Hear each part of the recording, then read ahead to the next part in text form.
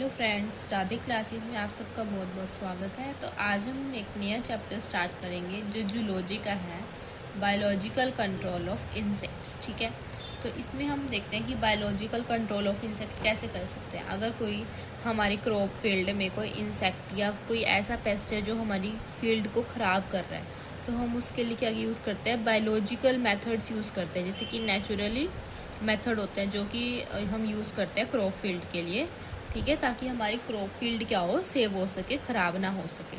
ठीक है, तो बायोलॉजिकल कंट्रोल की हम अगर डेफिनेशन देखें, it is defined as the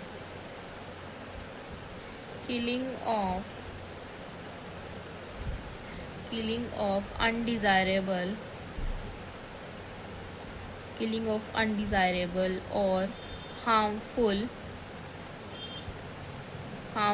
insects or pests that is not suitable for the animals or the plants such as crop field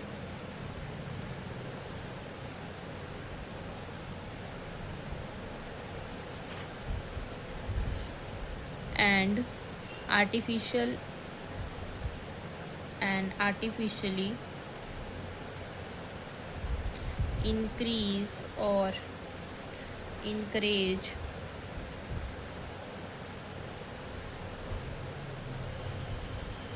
natural enemies। ठीक है, या फिर कह सकते हैं natural methods.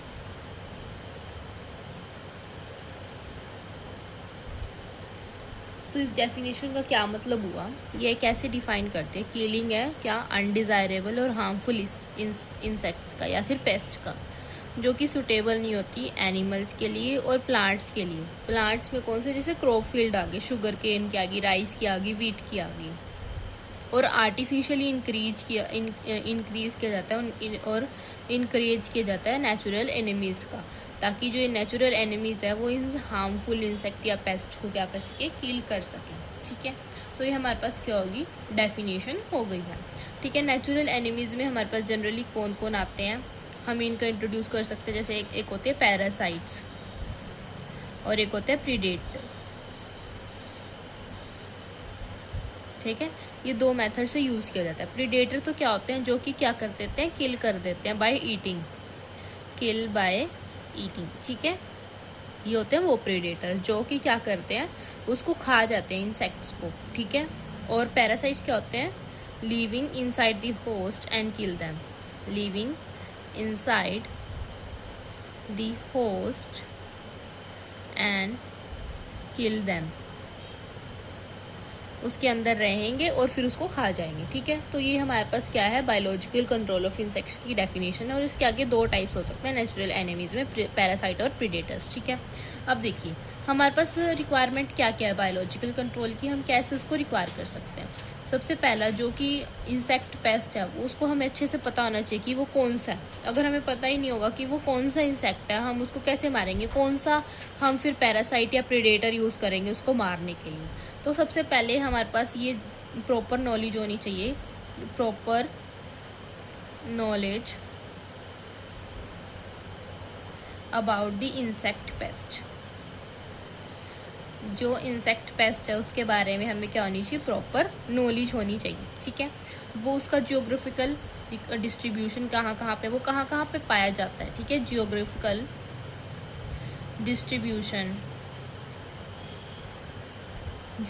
Distribution of insect pest.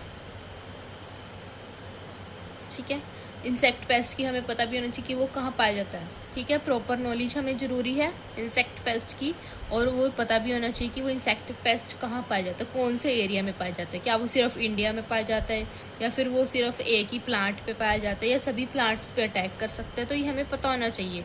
ठीक है, लाइफ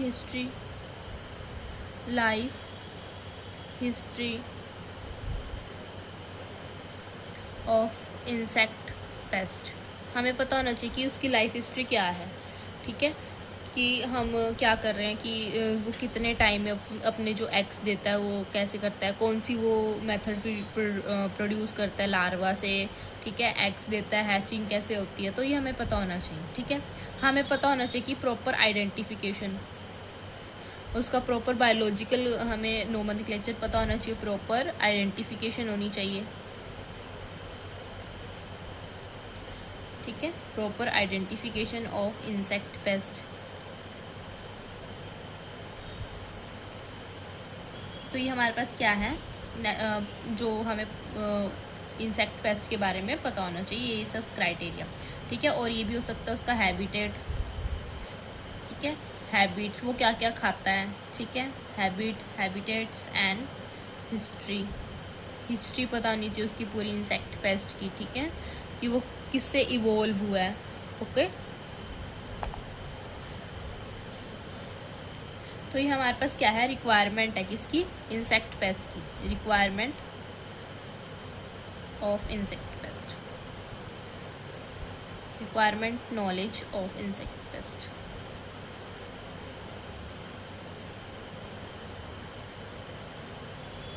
हमें प्रॉपर नॉलेज होनी चाहिए इंसेक्ट पेस्ट की कि क्या है, ठीक है। तो क्या होनी चाहिए, प्रॉपर नॉलेज होनी चाहिए, जियोग्राफिकल डिस्ट्रीब्यूशन वो कहाँ कहाँ पाया जाता है, लाइफ हिस्ट्री पता होनी चाहिए उसकी, प्रॉपर आइडेंटिफिकेशन, उसका प्रॉपर नेमिंग, बायोलॉजिकल नोमेनक्लेचर पता होना चाहिए, हैबिट और हैबिटेट्स पता होना चाहिए, हिस्ट्री पता होनी चाहिए कि किसी और ऑर्गेनिज्म से तो नहीं इवॉल्व हुआ, कहाँ से आया है, तो ये अपना हमको सब कुछ पता होना चाहिए, ठीक है। तो हमने देखा इंसेक्ट पेस्ट। इंसेक्ट पेस्ट हम क्या बात करें, देखो अगर आपको कन्फ्यूज़न हो रही है तो इंसेक्ट पेस्ट वो होता है जो कि हार्म करता है प्लांट्स को, ठीक है, ऐसे याद रख सकते हैं, हार्म दी प्लांट्स और एनिमल वो होता है, ठीक है। और एक होता है अपने पास ये नेचुरल एनिमी। नेचुरल एनिमी कौन है, जो इनको मारेगा, इनको किल करेगा, ठीक है, और क्रॉप्स को सेव करेगा, या फिर दूसरे एनिमल्स के ऊपर भी हो सकते हैं ये इंसेक्ट पेस्ट, तो उनको भी वो सेव करेगा, ठीक है। तो ये अपने पास होता है, नेचुरल एनिमीज होते हैं जो कि सेव करते हैं प्लांट्स को या फिर दूसरे इंसेक्ट्स को, ओके, इनको खा के, इंसेक्ट पेस्ट को खा के। अब आता है अपने पास रिक्वायरमेंट या नॉलेज, रिक्वायरमेंट ऑफ नॉलेज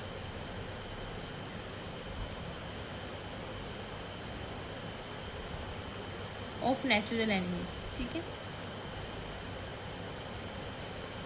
अब हमें नेचुरल एनिमीज़ के बारे में भी पता होना चाहिए, ठीक है, कि उसका क्या फीचर्स हो सकते हैं नेचुरल एनिमीज़ के।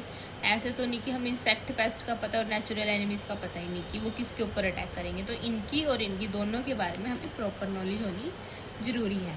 सबसे पहला तो क्या, ये host specific, it should be host specific, ये होस्ट स्पेसिफिक होना चाहिए। होस्ट स्पेसिफिक मतलब ये सिर्फ एक ही इंसेक्ट पेस्ट के ऊपर अटैक कर सके, ठीक है। अब मान लीजिए एक तो हमारे पास अच्छी सी सुंदर सी एक बटरफ्लाई है किसी प्लांट पे, और एक ही है क्या है, इंसेक्ट पेस्ट है जो कि उस प्लांट को खा रहा है, ठीक है। बटरफ्लाई का तो क्या काम है, बटरफ्लाई क्या कर सकती है, पोलिनेशन में हेल्प कर सकती है, ठीक है, और वो आगे क्या करेगी, उसका वो खुद भी नेक्टर फीडर है, वो नेक्टर को फीड करेगी, ठीक है। तो ये अपने पास बटरफ्लाई क्या है, नेचुरली क्या है, ब्यूटीफुल भी होती है, तो ये वो इंसेक्ट पेस्ट में नहीं आएगी। और दूसरी तरफ एक दूसरा कोई एक कीड़ा सा है जो कि अपने प्लांट को क्या कर रहा है, ख़राब कर रहा है। तो नेचुरल एनिमीज़ का क्या काम होगा, वो होस्ट स्पेसिफिक होंगे, जो प्लांट को ख़राब कर रहा है सिर्फ उसी के ऊपर अटैक करेंगे, ना कि किसी और दूसरे अच्छी चीज़ को अटैक करेंगे, ठीक है। जैसे बटरफ्लाई को वो अटैक नहीं करेंगे, सिर्फ और सिर्फ किसी को अटैक करेंगे, इंसेक्ट पेस्ट को। तो इसीलिए वो क्या होना चाहिए, होस्ट स्पेसिफिक होने चाहिए, ठीक है। और सेकेंड क्या होनी चाहिए उनके पास, locate the host easily, locate the host easily. अब क्या होता है कई बार कि वो पत्तों में छुपा हो जाता है, जो इंसेक्ट पेस्ट होता है वो लीव्स में जाके अंदर उनके ग्रूव्स बना लेता है और वहाँ पे हाइड हो जाता है। तो क्या होना चाहिए, नेचुरल एनिमीज़ के पास ये एबिलिटी होनी चाहिए कि वो अच्छे से क्या कर सके, होस्ट को ढूंढे और फिर उसको खा सके या किल कर सके, ठीक है। और जो रेट ऑफ रिप्रोडक्शन है वो हाई होना चाहिए, rate of reproduction should be high,